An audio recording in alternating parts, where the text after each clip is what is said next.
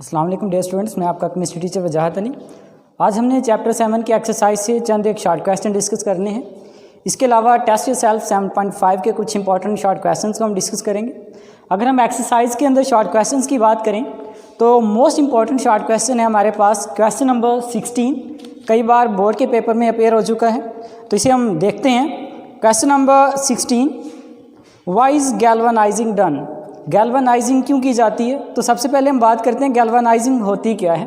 तो हमने metallic coating की बात की थी, तो उसमें से हमने ये कहा था the metallic coating of zinc metal is called galvanising. तो जो जिंक मेटल को किसी दूसरी मेटल के ऊपर डिपॉजिट करते हैं तो उस प्रोसेस को हम नाम दे देते हैं गैल्वेनाइजिंग। तो हमने ये कहा था मेटालिक कोटिंग का पर्पज़ क्या होता है, तो उसमें हमने ये पढ़ा था फॉर प्रिवेंशन ऑफ रस्टिंग और फॉर प्रिवेंशन ऑफ कुरैयन।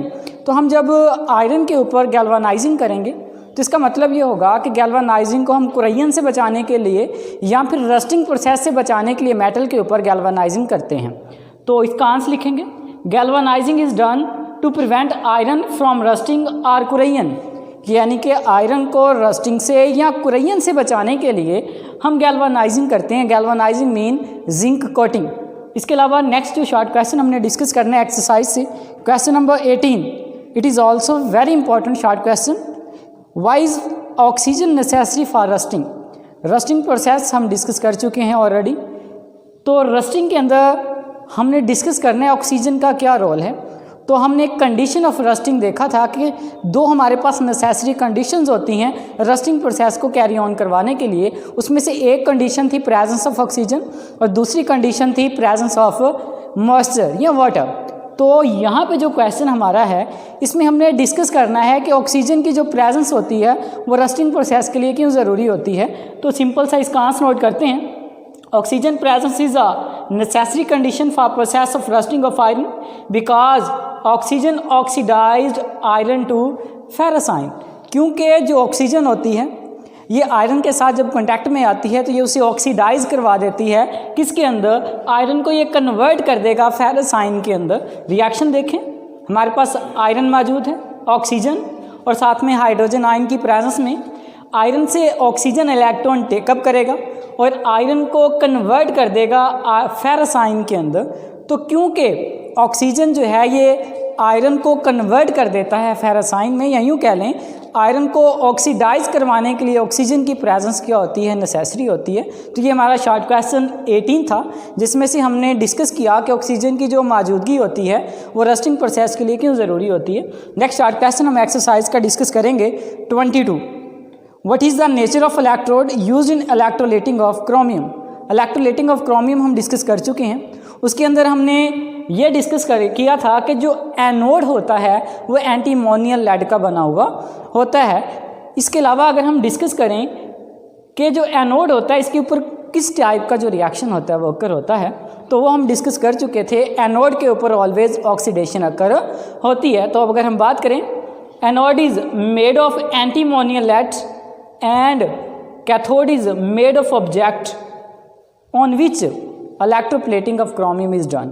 यहाँ पे दोनों इलेक्ट्रोड की नेचर बतानी थी कि एनोड किस चीज़ का बना होता है और कैथोड किस चीज़ का बना होता है। तो एनोड जो होगा वो एंटीमोनियल लेड का बना हुआ होगा और कैथोड उस ऑब्जेक्ट का बनाएंगे जिसके ऊपर हमने इलेक्ट्रोप्लेटिंग करनी है। अगर हम कह लें आयरन शीट के ऊपर इलेक्ट्रोप्लेटिंग करना चाहते हैं तो आयरन शीट को एज ए कैथोड यूज़ करेंगे। सिल्वर की स्पून को ऊपर इलेक्ट्रोप्लेटिंग करना चाहते हैं तो सिल्वर स्पून को एज हम कैथोड यूज़ करेंगे। तो ये मोस्ट इंपॉर्टेंट MCQs भी ये वाला बनता है। In electroplating of chromium anode is used of which element?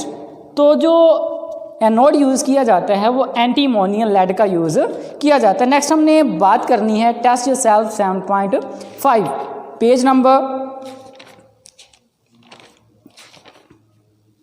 127, test yourself 7.5। Test yourself 7.5 से जो हमने इंपॉर्टेंट शॉर्ट क्वेश्चन डिस्कस करने हैं वो हमारे पास question number 1, anode of Don cell is made of a non metal, what is its name, what is the function of this anode? Don cells previous lecture के अंदर हमने discuss किया था मैन्युफैक्चरिंग ऑफ सोडियम मेटल। उसके अंदर हमने don sales की constructions की बात की थी।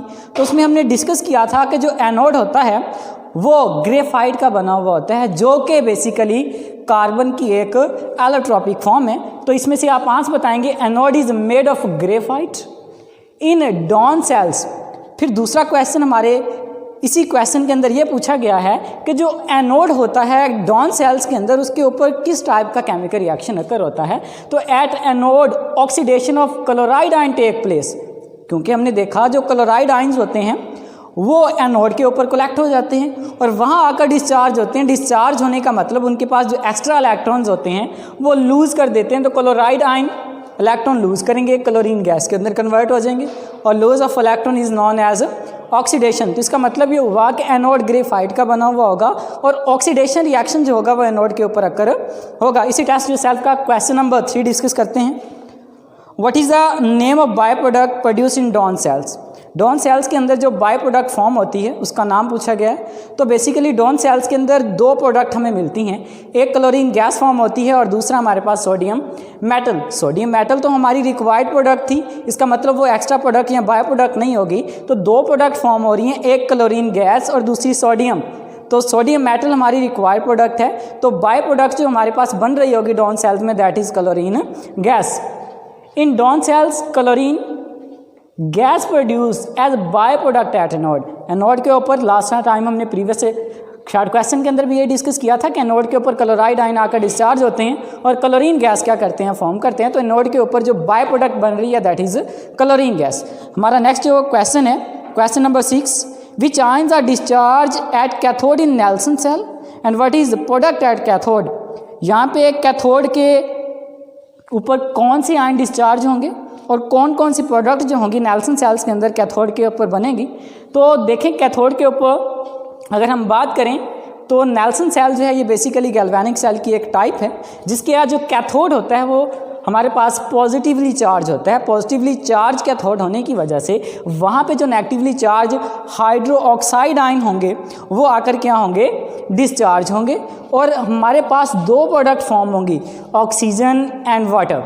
मोस्टली जो बाय प्रोडक्ट हम यहाँ पे काउंट करते हैं दैट इज़ ऑक्सीजन।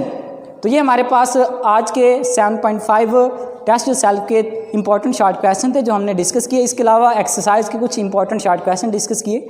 अगर आपको इन क्वेश्चंस में कोई भी प्रॉब्लम हो तो आप मुझसे कॉन्टैक्ट कर सकते हैं। अल्लाह हाफिज़।